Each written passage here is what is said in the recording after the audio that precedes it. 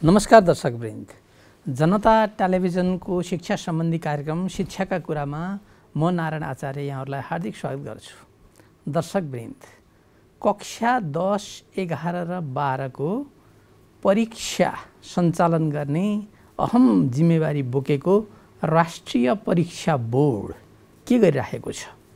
COVID-19 का कारण चैत्र 11 गतेबाट जुन शिक्षण सिकाइका प्रक्रियाहरू, परीक्षाका कार्यक्रमहरू सबै स्थगनमा गए। अब परीक्षा जस्तो अहम महत्त्वको विषयलाई कसरी सञ्चालन गरिँदैछ? पाठ्यक्रमको अन्योलताका बीचमा विद्यार्थीहरू परीक्षाको लागि तयारी गर्नुपर्ने बाध्यताबाट गुज्रिरहेका छन्।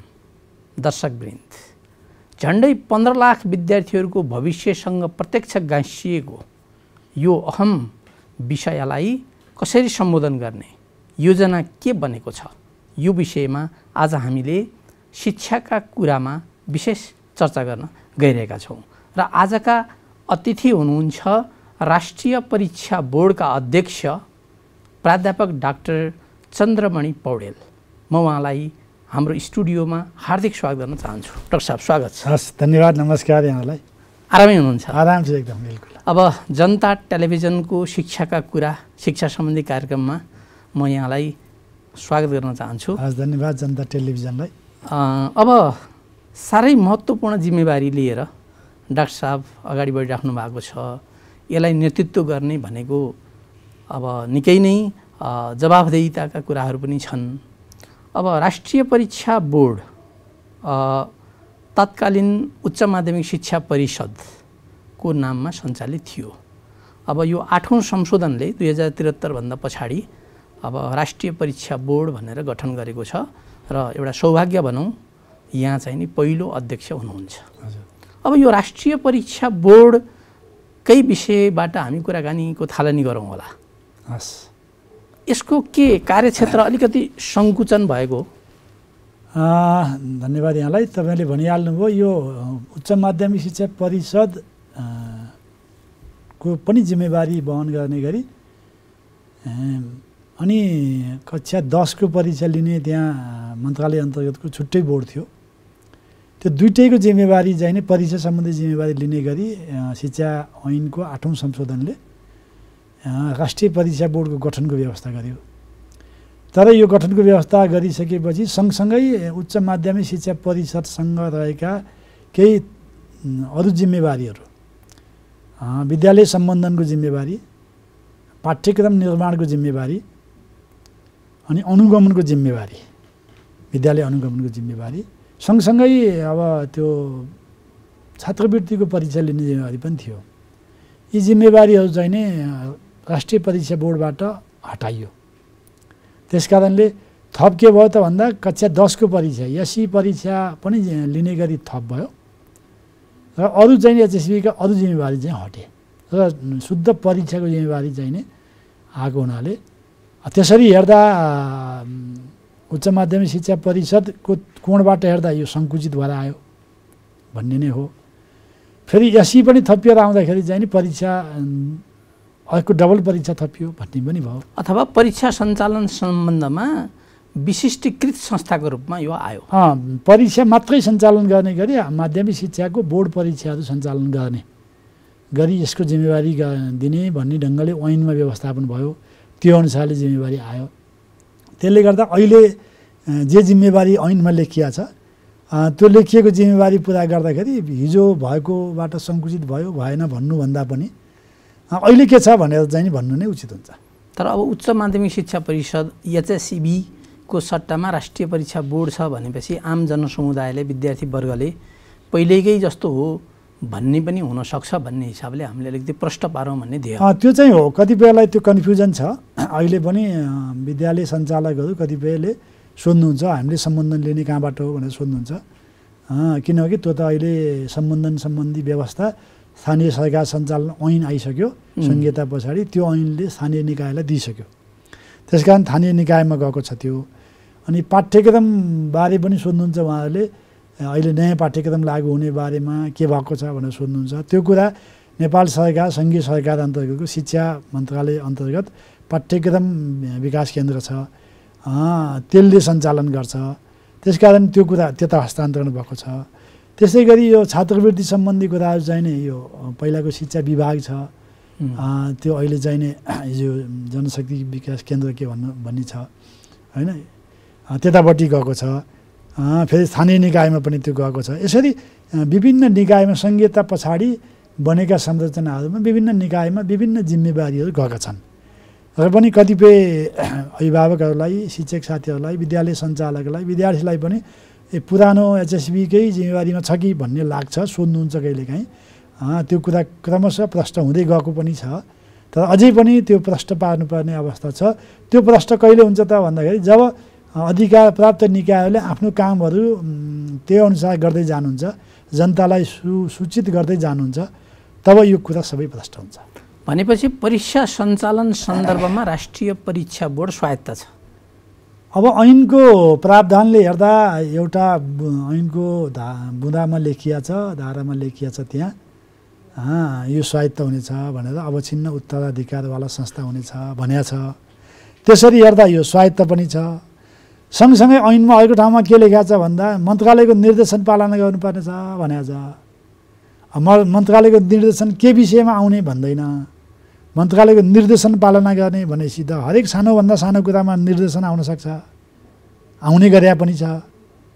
त्यसले गर्दा यसको स्वायत्तता खण्डित पनि भएको छ ऐनकै प्रावधान युज गर्दाखेरि पनि, व्यवहारमा पनि। अर्को चाहिँ नि गठन, बोर्डको गठन गर्दाखेरि नै जो कम्पोजिसन बनिएको छ त्यो कम्पोजिसन हेर्दाखेरि पनि स्वायत्त बोर्ड हो भन्ने कुरा देखिन्न होइन। किन भन्दा स्वायत्त बोर्ड हुनको लागि त्यसका केही आफ्नै किसिमका गुणहरू हुन्छन्, स्वायत्तताका विशेषताहरू हुन्छन्। त्यो विशेषता झल्किने गरी त्यसको गठन देखिँदैन है। तर यहाँलाई त बोर्डमा त शिक्षा सचिव भन्दा माथि राखिदिएको छ त। अध्यक्षलाई त्यसरी राखेको छ। फेरि यसको अध्यक्षको नियुक्ति पनि लोकसेवा आयोगको अध्यक्षतामा हुने, उसले सिफारिस गरेर चाहिँ नि मन्त्री परिषदले नियुक्ति गर्ने गरी व्यवस्था गरेका छ। त्यसरी हेर्दा बोर्डको अध्यक्षको नियुक्ति प्रक्रिया, बोर्डको अध्यक्षको स्ट्याटस हेर्दा त्यो देखिन्छ। तर फेरि मन्त्रालयबाट आउने निर्देशन भनेको त ती कुरा शाखा अधिकृत हुँदै टिप्पणी उठेर मन्त्री कहाँ स्वीकृति भएर आउने होलान् है। यो सबै कुरा हुँदाखेरि चाहिँ नि के विषयमा निर्देशन आउन सक्ने भनेर प्रष्ट भइदिएको भए अरू सामान्य विषयमा निर्देशन आउँदैन थिए, स्वायत्त ढङ्गले काम गर्न पाउँथ्यो। तर निर्देशन पालना गर्ने भनिसकेपछि जे निर्देशन आयो नि पालना गर्नुपर्छ। त्यसले गर्दा स्वायत्त ढङ्गले काम गर्दा गर्दै आउने निर्देशनले चाहिँ स्वायत्तता खण्डित हुने गरी आयो भने पनि काम गर्नुपर्छ।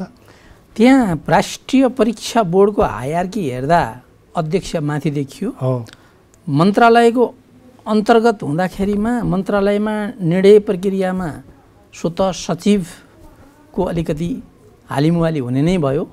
भनेपछि यता बोर्डको मिटिङमा गर्न नसकेका कुरा पनि मन्त्रालयबाट निर्देशन दिएर फेरि अध्यक्षलाई आफूले भनेअनुसार काम गराउने अवस्था देखियो नि। त्यो त्यति मात्र होइन, बोर्डमा बसेर निर्णय पनि गर्ने, मन्त्रालयपछि त्यसलाई उल्टाउने पनि भएको छ।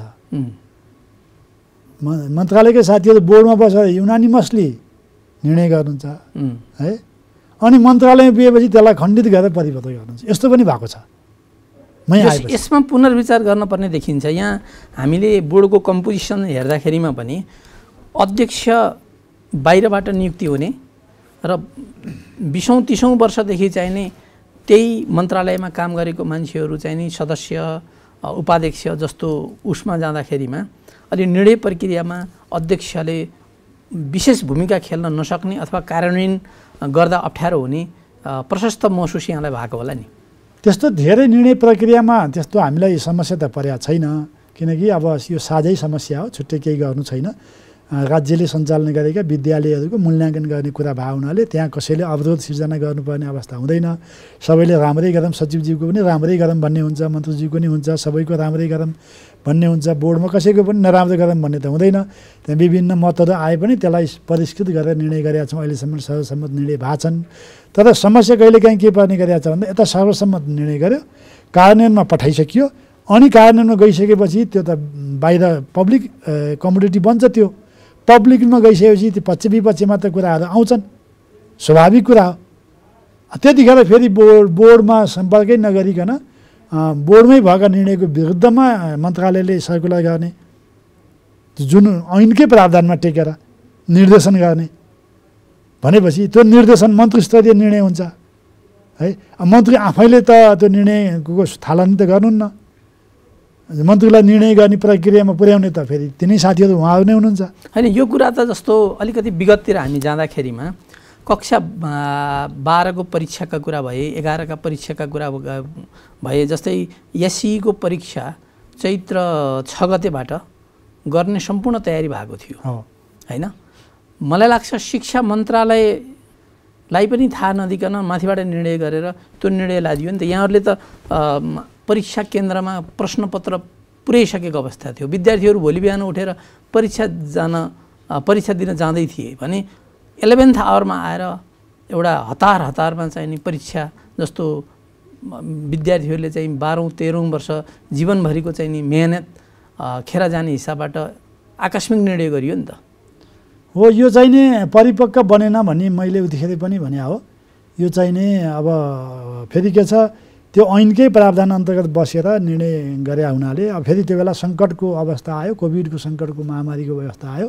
सरकारले चाहिँ नै उच्च स्तरीय समिति बनाएको थियो, समितिको निर्णय अनुसार रोक्नु भनिसकेपछि त्यसलाई हामीले पालना गर्नुको विकल्प थिएन। त्यहाँ चाहिँ नि मन्त्रालयलाई थाहा भयो कि भएन भन्ने कुरो पनि मैले भन्ने कुरो भएन, मन्त्रालयले जान्ने कुरा भयो। तर चाहिँ नि के देखा पऱ्यो भन्दा अब 3-5 बजेसम्म चाहिँ नि मन्त्रीज्यू पनि हामीसँगै हुनुहुन्थ्यो, हामी छलफलमै थियौँ। भोलिको परीक्षा कसरी सम्पन्न गर्ने, त्यहाँ के गर्नुपर्छ भनेर छलफल टुङ्गिएर तुरुन्तै विज्ञप्ति निकालेर विज्ञप्ति वेबसाइटमा राख्ने ढङ्गको मन्त्रीज्यूको निर्देशनसहित विज्ञप्ति निकालेर हामीले वेबसाइटमा राखिसकेका थियौँ सबैलाई आह्वान गरेर। तर लगतै फेरि मन्त्रालयबाटै खबर आयो परीक्षा स्थगित भयो भनेर भनिसकेपछि त्यहाँ कहीँ न कहीँ चाहिँ नि ल्याप्सेसहरू भएको देखिन्छ। तर त्यो कुरा फेरि के भन्दा देशमा सङ्कट आयो भनेर गरेको अवस्थामा त मान्नुपर्ने भयो। त्यही एउटा इस्युलाई त हामीले फेरि केही भन्न मिलेन। तर फर्केर हेर्दा अहिले आएर हेर्दा के देखिन्छ भन्दा त्यो निर्णय परिपक्व थिएन है। एटलिस्ट जनताको धारणा के भने एटलिस्ट सम्बन्धित निकायसँग छलफल त गरिनु पर्थ्यो नि त। त्यो चाहिँ हो, बोर्डले सबै तयारी गरिसकेका छ भने बोर्डसँग परामर्श गरेको भएदेखि राम्रो हुन्थ्यो। त्यसमा हामीले हाम्रा सुझाव राख्ने ठाउँ रहन्थ्यो। सरकारलाई असहयोग गर्ने भन्ने कुरो थिएन, सरकारले गरेको निर्णय पालना नगर्ने भन्ने कुरो हुनै सक्दैन। तर त्यो निर्णय प्रक्रियामा बोर्ड एउटा स्वायत्त भनिसकेको छ ऐनमा भने उसलाई पनि बोलाएर होइन यस्तो यसरी जानुपर्ने भयो भनेर निर्णय प्रक्रियामा समावेश गरिदिएको भए अथवा राय सुझाव लिइदिएको भए त्यो चाहिँ नि बोर्डले त्यो स्थगित गर्ने प्रक्रियाको पनि अपनत्व लिन्थ्यो, त्यो अनुसारले चाहिँ काम गर्थ्यो। त्यो चाहिँ अलि बढी परिपक्व हुन्थ्यो होला, हामीले राय राख्न पाउँथ्यौँ अथवा त्यसलाई स्थगित नगरिकन अरू मोडालिटीबाट जाने कुरा पनि हामी राख्न सक्थ्यौँ होला। त्यो मौका भएन र के देखियो भन्दाखेरि अब अहिले त्यस पछाडि अहिले पनि थुप्रै केसहरू छन्। अहिले विद्यालय चलिरहेछ, अहिले दैनिकै अब थुप्रै हजारौँ मान्छेहरू कोभिड सङ्क्रमणमा छन्। त्यो बेला एउटा केस देखिँदै हामीले लकडाउन गरेर गयौँ, अब परीक्षा लगायत सारा कुरा स्थगित गऱ्यौँ। अहिले हजारौँ केस हुँदा विद्यालय सञ्चालन लाखौँ केस होइन छन् भने लाखौँ केसमा छन् भने निर्णय परिपक्व बनेन भन्ने कुरो त्यसले देखाउँछ। त्यो अनुभवको कमीले पनि हुनसक्छ, सरकारमा बस्नेहरूले पनि अनुभवको कमीले पनि यो निर्णय गर्नु परेको अवस्था हुनसक्छ। सबैको लागि नयाँ पनि हुनसक्छ। त्यो कुरालाई हामीले फेरि त्यहीँ फर्केर जान सकिँदैन। अब तर के भन्दा त्यो निर्णय प्रक्रियामा अलिकति बोर्डलाई पनि सहभागी गरे भए हामीले त्यो बेला निश्चित ढङ्गले फरक धारणा राख्थ्यौँ भन्ने हामीलाई त्यतिखेर पनि लागेको थियो। त्यही पनि त्यसलाई स्वीकारेर हामीले बोर्ड मिटिङै तत्काल बसेर स्थगित गऱ्यौँ। बोर्डको निर्णय नभएको भए कतिपय परीक्षा केन्द्रमा परीक्षा चल्थ्यो फेरि, किन भन्दा परीक्षा केन्द्राध्यक्षहरूले त्यो उच्चस्तरीय समितिको निर्णयलाई कतिपयले मान्नुहुन्थेन, किनकि वैधानिक ढङ्गले मान्न मिल्दैन थियो। तर हामीले त्यो फेरि त्यसो गर्नु थिएन। सरकारले गरेको निर्णयलाई त फेरि लागू गर्नुपर्छ। हामीले तत्काल हामीले 9 बजीसम्म राति बेलुकी बैठक बसेर पनि सर्कुलर जारी गऱ्यौँ, परीक्षा त्यो ढङ्गले स्थगित भएर गयो। त्यो कुरा बेग्लै परिवेश हो। तर त्यो निर्णय गर्दाखेरि चाहिँ नै त्यति परिपक्व निर्णय भएको रहन्छ भन्ने अहिले आएर हेर्दाखेरि इतिहासमा त्यो कुरा देखिन्छ है। त्यस कारणले यस्ता निकायहरू जो रियल फिल्डमा काम गर्दैछन् त्यो फिल्डमा काम गर्ने संस्थाहरूको अपनत्व रहने गरी निर्णय प्रक्रियामा समावेश गरिदिँदा इमर्जेन्सी केसमा पनि सबै सकिन्न भने त्यसको लिडरसिपलाई बोलाएर निर्णय प्रक्रियामा चाहिँ नै पहिला त्यसको सुझावहरू सल्लाहहरू लिँदाखेरि राम्रै हुन्छ भन्ने मलाई लाग्छ, नराम्रो हुँदैन होला भन्ने लाग्छ। राष्ट्रिय परीक्षा बोर्डले लिने परीक्षा जस्तो एसईको त्यो एउटा प्रसङ्ग रह्यो, अब त्यसलाई आन्तरिक मूल्याङ्कनबाट विशेष परिस्थितिमा विषय निर्णय गरियो, त्यो कार्यान्वयन भइसक्यो। अब विद्यार्थीहरू कक्षा 11 मा भर्ना भए होइन।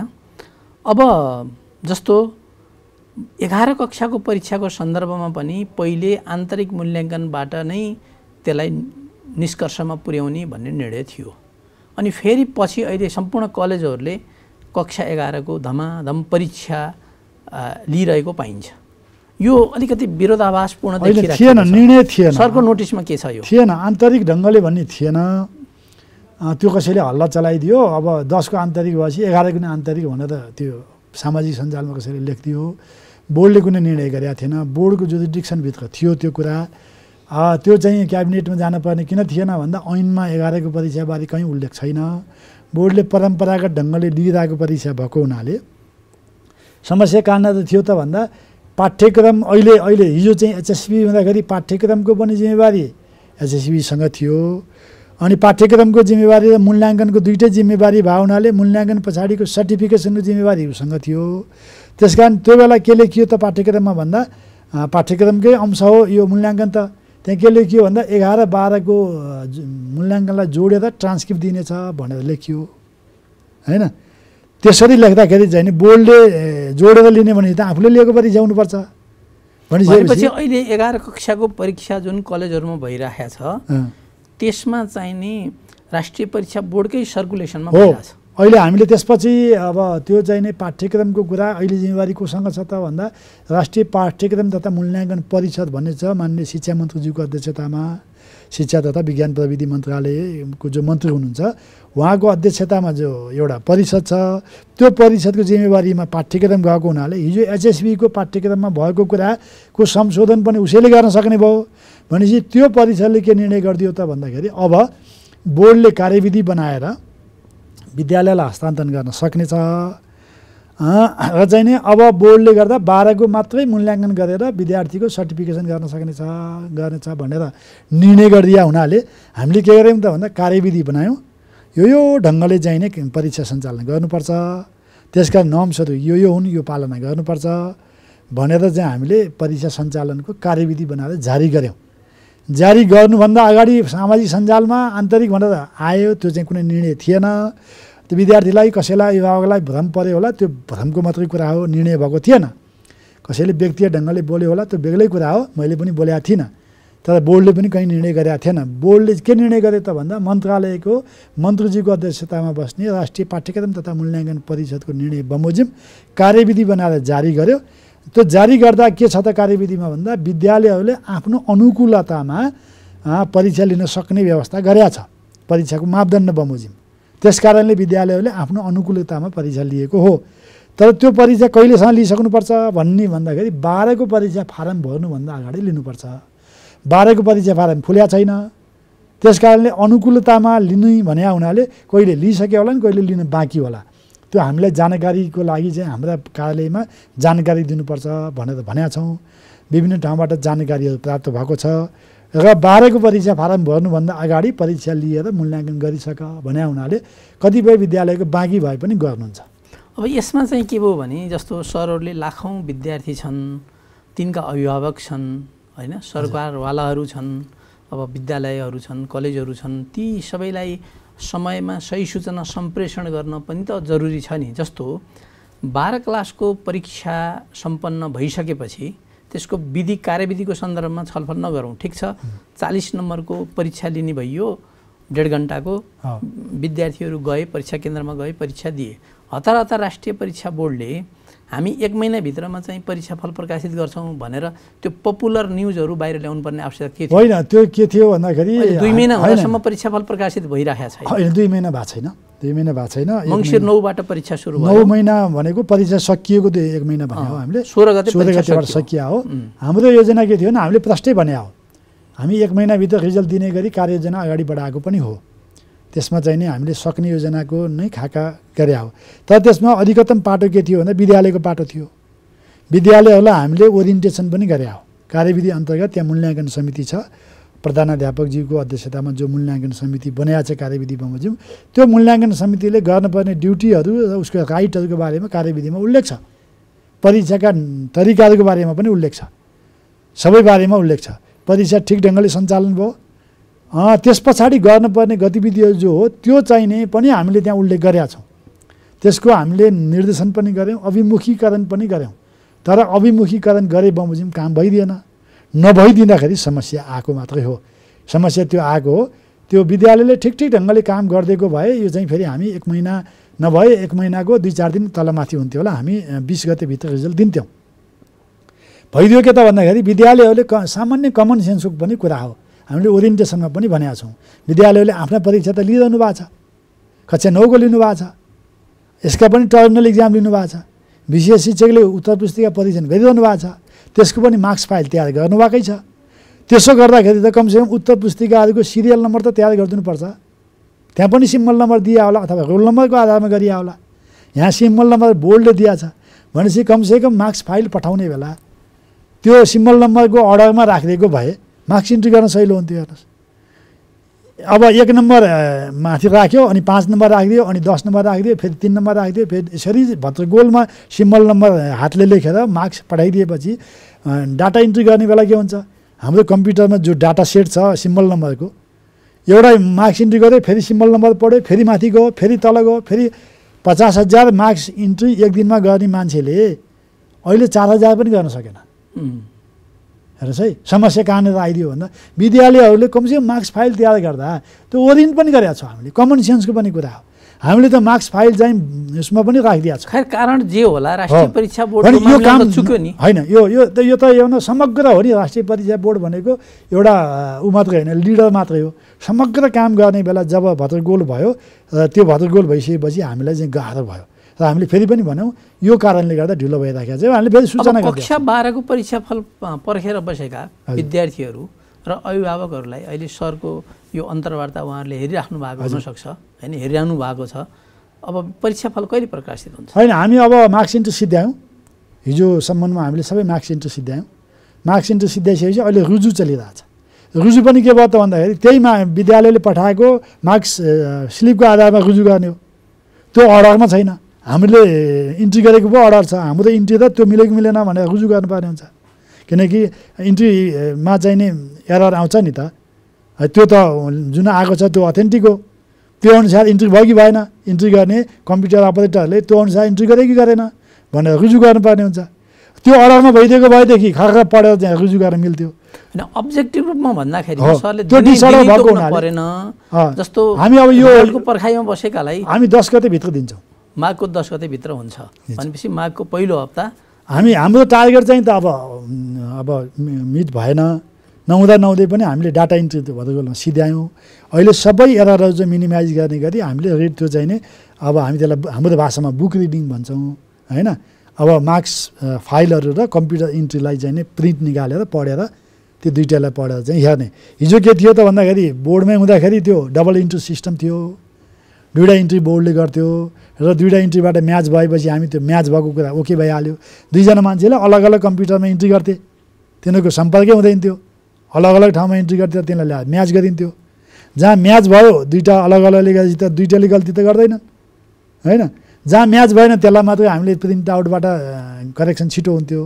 अहिले हामीले के गर्यौँ, बुक रिडिङमा गयौँ, किनकि विद्यालयले पठाएको हुनाले त्यसलाई बुक रिडिङमा डबल कपी पठाएको छैन, सिङ्गल कपी। माघको पहिलो हप्ता विद्यार्थीले परीक्षाफल प्राप्त गर्छ। हामी अब बुक रिडिङमा झन्डै आधा जस्तो बुक रिडिङ भइसकेको छ, अब आधा बाँकी छ। त्यो भइसकेपछि हामी चाहिँ नि अब रिजल्ट दिन्छौँ। अब सर लामो समयसम्म विश्वविद्यालयमा प्राध्यापन गर्नुभयो। हजुर, विश्वविद्यालयको परीक्षा प्रणालीसँग पनि यहाँ गाँसिनु भएको छ, प्रशासनिक जिम्मेवारी पनि वहन गर्नुभएको एउटा व्यक्तित्व हुनुहुन्छ। त्यही हिस्ट्रीले अहिले अध्यक्ष जस्तो गरिमामय पदमा यहाँको नियुक्ति भएको छ।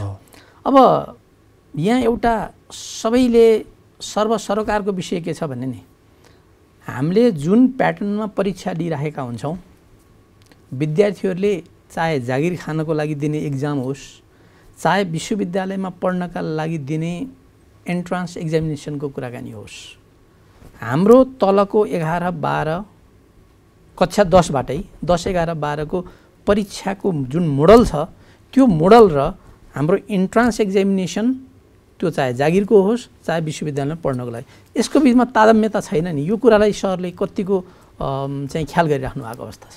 अब यो त एउटा यसको दुईवटा पाटो छ, दुईवटा मजा पाटो के छ भन्दा एउटा त यो हामीले लिने परीक्षा भनेको करिकुलमभित्रको परीक्षा हो, करिकुलमभन्दा बाहिर हामी जान सक्दैनौँ है। हाम्रो मूल्याङ्कन करिकुलम एक्जामको मोडलमा प्याटर्नमा चेन्ज गर्न सकिन्छ। करिकुलमभित्र स्पेसिफिकेसन ग्रिड छ, मूल्याङ्कनको लागि तोक दिएको छ, यो किसिमको प्रश्न निकाल, यतिवटा प्रश्न यो च्याप्टरबाट निकाल, त्यो स्पेसिफिकेसन ग्रिड तोक दिएको छ। लङ क्वेसन यस्तो, सर्ट क्वेसन यस्तो, यो क्वेसन सबै तोक दिएको छ। खालि त्यसको क्वालिटीमा इम्प्रुभ गर्ने कुरा हामी खोजिरहेका छौँ। अहिले हामीले त्यो काम त्यसैमा गरिरहेका छौँ। त्यही लङ क्वेसन भनेको ठाउँमा त्यसको क्वालिटी कसरी इम्प्रुभ गर्ने है। अब त्यसमा ल हामीले फरक बनाउन सक्दैनौँ, त्यो करिकुलमभित्रबाटै जानुपर्छ हामी। करिकुलम बेस इभ्यालुएसन भएको हुनाले अब जहाँसम्म तपाईँको इन्ट्रान्स एक्जामिनेसन लोकसेवाहरूको चाहिने यो करिकुलमभित्रको इक्जाम होइनन्, तिनीहरू अलग्गै इक्जाम हुन्। त्यस कारण यो दुइटाको म्याच भएन भनेर त हामीले खोज्न मिल्दैन। या त त्यो दुइटा करिकुलम बनाउनेहरूले म्याच गर्नु पऱ्यो पहिला होइन। इन्ट्रान्स इक्जामको करिकुलम र यो चाहिँ बोर्ड इक्जामको करिकुलम अथवा हाई स्कुलको इक्जामसँग म्याच गर्नु पऱ्यो। त्यो म्याच नहुने बित्तिकै दुइटा अलग अलग करिकुलम बनाएर चाहिँ अलग अलगबाट प्रश्न निकालेपछि म्याच गर्दैन, त्यो त स्वाभाविक कुरा हो। र यसैभित्र पनि कसरी त्यो चाहिने बढीभन्दा बढी चाहिने अझ राम्रो परिष्कृत गर्ने भन्ने कुरा चाहिने हाम्रो कन्सर्नको विषय हो। अहिले आएर जाने त्यो कन्सर्नको विषय, त्यसै कारणले पनि बोर्डलाई सायद परीक्षाको मात्र जिम्मेवारी दिया होला। हामी त्यसमा काम गर्दैछौँ। हामीले त्यसलाई के नाममा काम गरिरहेका छौँ भन्दा स्ट्यान्डर्डाइजेसन अफ इक्जाम भनेर काम गरिरहेका छौँ। अहिले त्यसैभित्र बसेर हाम्रो चाहना त के भन्दा त्यो स्पेसिफिकेसन ग्रिड नै बोर्डले बनाउन पाउनुपर्छ भन्ने हो। त्यसो भयो भने तपाईँले भने जस्तो हामी तल र माथि मिलाउन सक्छौँ है। त्यो अधिकार पाउनुपर्छ बोर्डलाई भन्यो भने हामी लोकसेवामा सोधिने प्रश्नहरूका प्याटर्न, इन्ट्रान्स इक्जाममा सोधिने प्रश्नका प्याटर्नहरूलाई पनि हामी हाम्रो इभ्यालुएसनमा केही चाहिँ तानेर ल्याउन सक्छौँ त्यो प्याटर्नलाई। अथवा आइएल्स टोफलमा जाने इक्जाममा, जिआरईमा जाने इक्जामका प्याटर्नहरू जो छन् त्यो प्याटर्नलाई पनि हाम्रो बोर्ड इक्जामसँग तालमेल मिलाएर लान सक्ने अलिकति अन्तर्राष्ट्रिय हो। त्यो अभ्यासमा सबै त होइन, मिल्न सक्नेसम्म मिलाएर जान सक्छौँ त्यो करिकुलमभित्रैबाट पनि। तर त्यो स्पेसिफिकेसन ग्रिड बनाउने जिम्मेवारी पनि दिएन, त्यसको संशोधन गर्ने जिम्मेवारी पनि दिएन होइन। त्यसैभित्र बसेर गर भन्ने, अनि त्यो चाहिँ जिम्मेवारी चाहिँ अर्कोले लिएर बस्ने, उसले संशोधनै नगरिदिने भइसकेपछि त त्यो तालमेल मिल्दैन। अब अहिले आम सरकारको प्रसङ्ग के छ भने पाठ्यक्रमको अन्योलता अदालतमा विचाराधीन छ। यद्यपि राष्ट्रिय परीक्षा बोर्डको कार्यक्षेत्रभित्र पाठ्यक्रम पर्दैन, परीक्षा त लिनु पर्यो। कतिपय विद्यालयहरूमा पुरानो पाठ्यक्रम अनुसार पढाइ भएको छ, कतिपय विद्यालयहरूमा नयाँ पाठ्यक्रम अनुसार पढाइ भएको छ। अदालतले स्टे अर्डर जारी गरेको छ। अब परीक्षा कसरी लिने भन्ने सरहरूको तयारी कस्तो छ त? यो बारेमा हामीले मन्त्रालयले पनि लेखी पठाएका छौँ। बोर्डले चाहिँ नै अब कक्षा 11को रजिस्ट्रेसन गर्ने भनेर बोर्डले निर्णय पनि गरेका छ। तर अदालतमा मुद्दा भएर पेशी चढ्दै थकित हुँदै गरे हुनाले हामीले पनि त्यो छिटो निर्णय भइदिए हुन्थ्यो। अथवा त्यसलाई चाहिँ अब त्यो अदालतमा न्यायको लागि जाने पक्षलाई मन्त्रालयले डाइलगद्वारा मिलाएर त्यसलाई अब त्यो समस्या हल गरिदिए हुन्थ्यो भन्ने हाम्रो चाहना। जताबाट हल भए पनि हल भइदिए हुन्थ्यो भन्ने हाम्रो चाहना। अन्योलता हट्नु पऱ्यो भन्ने हाम्रो चाहना। किनकि कोर्स रजिस्ट्रेसन गरेर जानु छ हामीले 11मा गर्ने भनेको 11को परीक्षाको जिम्मेवारी त हामीले विद्यालयलाई दिइसक्यौँ। अब विद्यालयलाई दिइसक्या हुनाले हाम्रो सरकारको विषय बनेन। यो कुरा विद्यालयले हामीलाई क्वेसन गरिरहनु भएको छ, नयाँ कि पुराना भनेर। हामीलाई सरकार कहाँनिर रहन्छ त भन्दाखेरि नयाँ पाठ्यक्रमको स्ट्रक्चर र पुरानो पाठ्यक्रमको स्ट्रक्चर मिल्दैन र चाहिने सर्टिफिकेसन गर्दा हाम्रो चाहिने कार्यविधिले के भन्छ भन्नु होला भने त्यो स्ट्रक्चर मिलेर जानुपर्छ है भन्छ है। त्यसो भयो भने मात्रै हामीले चाहिँ 12मा उसलाई चाहिँ एलो गर्छौँ, 12को परीक्षा फारममा एलो गर्छौँ। नत्र त तपाईँले भने जस्तो इन्ट्रान्समा ऊ फेल हुन्छ है। इन्जिनियरिङको लागि चाहिने क्वालिफिकेसन यति पूर्णाङ्कको म्याथमेटिक्स भनेको छ, त्यो छैन भनेदेखि उसले 12 पढेर त पास गर्न सक्दैन, त्यो मूल्याङ्कनमा जाँदा पनि जाँदैन, पछि इन्ट्रान्समा क्वालिफाइड हुँदैन। त्यस कारण हामीले के भनेको छ भन्दा त्यो प्याटर्न मिल्नुपर्छ भन्ने हाम्रो कार्यविधिमा भएको हुनाले हामी चाहिँ चाँडोभन्दा चाँडो चाहिँ त्यो मिलेर जाओस् भन्ने हो। यो अब आउने 12को इक्जाममा त पुरानो 11मा पढेर आएको हुनाले यिनको बारेमा समस्या छैन। हामी 12को रिजल्ट सिद्ध्याउने बित्तिकै 12को परीक्षा फारम खोलेर जान्छौँ। यो विद्यार्थीलाई समस्या छैन। आउने 11मा जो पढेका छन् त्यो 12मा आइपुग्दा उनीहरूले त्यही विषयको चाहिँ पाठ अर्को चाहिँ 12मा पढ्नुपर्ने हुन्छ। त्यो भयो भने मात्रै म्याच हुन्छ, नत्र म्याच हुँदैन। त्यसकारणले हामीलाई कन्सर्न भनेको यो अनियमितता छिटो हटोस् भन्ने हाम्रो चाहना हो। अर्को सँगसँगै हाम्रो चाहना के पनि हो भन्दा पाठ्यक्रम चाहिँ अलग्गै राख्ने कुरा र पाठ्यक्रमभित्र मूल्याङ्कन गर्ने विषय अलग्गै रहने कुरा यो व्यवहारिक भन्दैन है। यो चाहिने यो अब संसारमै यस्ता बोर्डहरूलाई नै पाठ्यक्रमको जिम्मेवारी दिया छ है। पाठ्यक्रमलाई जिम्मेवारी दिया छ भनेपछि ए लेभलको जिम्मेवारी पनि पाठ्यक्रमको जिम्मेवारी त्यो बोर्डलाई नै छ। इन्डियाको CBSE HSCBको जिम्मेवारी पनि त्यहाँ पनि बोर्डलाई नै छ भनेपछि बोर्डलाई नै पाठ्यक्रमको जिम्मेवारी दिया छ भनेपछि हामी कहाँ अलग्गै छुट्याएर बिल्कुल बेग्लै एउटा स्वायत्त निकाय एउटा मन्त्रालय अन्तर्गत निकाय बेग्लै राखेर यो तारतम्यता मिल्दैन है भन्ने हाम्रो पनि कन्सर्न छ। कानुनी प्रक्रियाका कुराहरूमा अब लबिङ एडभोकेसीका प्रसङ्गहरू एक ठाउँमा छन्। अब विद्यार्थीलाई त हामीले निकास दिनु पर्यो। अब अलिकति सेसन पनि धेरै पछाडि आइसकेको छ। अबको 11 कक्षामा पढिराखेका विद्यार्थी र 12मा अहिले पढिराखेका विद्यार्थीको राष्ट्रिय परीक्षा बोर्डले कहिले परीक्षा लेख्छ त? अब होइन, हामीले त्यो पनि निर्णय गर्ने अधिकार हामीसँग छैन। त्यो शैक्षिक सत्र कहिले टुङ्ग्याउने भन्ने कुरा मन्त्रालयले टुङ्ग्याइदिनुपर्ने भावनाले मन्त्रालयलाई हामीले लेखी पठाएको छौँ। हामीले लेखी पठाएको भयो 1.5 महिनाभन्दा बढी भयो होला। शैक्षिक सत्र कहिले टुङ्ग्याउने हो है। अनि यो नयाँ करिकुलम हो भनेदेखि त्यो चाहिँ लागू गर्नलाई हामीले भर्ना रेजिस्ट्रेसन गर्न पाउनुपर्छ, टुङ्ग्याइदेऊ भनेर हामीले खास गरी नयाँ शैक्षिक सत्रको बारेमा र यो मुद्दा परिसकेपछि यो पनि टुङ्ग्याउने बारेमा लेखी पठाएको छौँ। अब मुद्दा पर्या हकमा त अब मुद्दा अदालतमा भएको हुनाले अदालतको फैसला कुर्या होला मन्त्रालयले पनि होइन। अब पेशी चढेर हेर्दैमा छ भन्ने कुरा आयो, त्यो हियरिङमा चलिरह भनेपछि त्यहाँ कसैले हस्तक्षेप गर्ने कुरा भएन। अब शैक्षिक सत्र टुङ्ग्याउने कुरा चाहिँ नै अब सायद क्याबिनेटमा पुगेको छ भन्ने मैले पनि सुनेको छु है। हाम्रो प्रस्ताव के हो भन्दा हामीले बोर्डले सुझाव दिएको कुरा जेठको अन्तिमसम्ममा यो शैक्षिक सत्र लग्यो भनेर अहिलेदेखि काम गर्न थाल्यो भने हामीले सक्न सकिन्छ। र असारबाट एसईको परीक्षा हामीले चाहिँ जेठमा लेख्छौँ। एसईको मात्र होइन, सबै माध्यमिक शिक्षाको यो वर्ष यो कोभिडको कारणले गर्दा 10, 11, 12 सबैको चाहिने सबै माध्यमिक अथवा हाई स्कुल एजुकेसन 1 देखि 12 सम्मको सबैको चाहिँ शैक्षिक सत्र जेठको अन्तिममा लगेर टुङ्ग्याउँ यो वर्ष भन्ने हाम्रो सुझाव हो है। त्यो सुझाव हुँदाखेरि यो अब पढाइ हुने दिनहरू छन्, पढाइ हुने दिनहरू भएको हुनाले जेठ अन्तिम हप्तामा लगेर परीक्षा लिँदाखेरि मोरलेस चाहिँ सबै कोर्स कभर हुन्छ।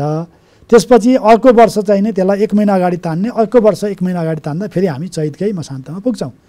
यसरी चाहिँ नै एडजस्ट गरेर 2 वर्षमा एडजस्ट गर्न सकिन्छ भन्ने हाम्रो सुझाव हो। धन्यवाद डाक्टर साहब। हाम्रो कार्यक्रमको समय सकिसकेको छ।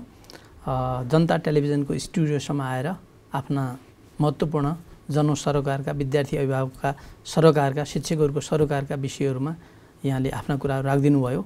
यहाँप्रति आभार व्यक्त गर्दै धेरै धेरै धन्यवाद ज्ञापन गर्न चाहन्छु। धन्यवाद यहाँलाई पनि। त्यसपछि जनता टेलिभिजनलाई पनि मेरा कुरा र जनताका कुरा जनतासँग सरोकार जोडिएका कुरा जनताले विद्यार्थीहरूले अभिभावकले फ्रिक्वेन्टली मलाई सोध्ने कुरा जो आज तपाईँहरूको लोकप्रिय यो टेलिभिजनबाट मैले भन्न पाएँ, यो मौका दिनुभएको हुनाले राष्ट्रिय परीक्षा बोर्ड र मेरो तर्फबाट यहाँहरूलाई पनि धन्यवाद दिन चाहन्छु। हस्, धेरै धेरै धन्यवाद। हस्, नमस्कार। दर्शकवृन्द, हामीले कुराकानी गऱ्यौँ राष्ट्रिय परीक्षा बोर्डका अध्यक्ष प्राध्यापक डाक्टर चन्द्रमणि पौडेलसँग। शिक्षाका कुराको अर्को श्रृङ्खलामा अर्को विशेष व्यक्तित्वका साथ उपस्थिति हुने बाचा गर्दै म नारायण आचार्य आजको श्रृङ्खलाबाट बिदा हुन चाहन्छु। सबैले आफ्नो ख्याल राख्नुहोला र शिक्षाका कुरा जनता टेलिभिजनमा यहाँहरूले हरेक बिहिबार बेलुकी 6:20मा र शुक्रबार दिउँसो 2:20मा हेर्न सक्नुहुनेछ र युट्युबमा पनि यहाँहरूले शिक्षाका कुरा हेर्न सक्नुहुनेछ। रचनात्मक पृष्ठपोषणको अपेक्षा राख्दछु। हस्त, नमस्कार।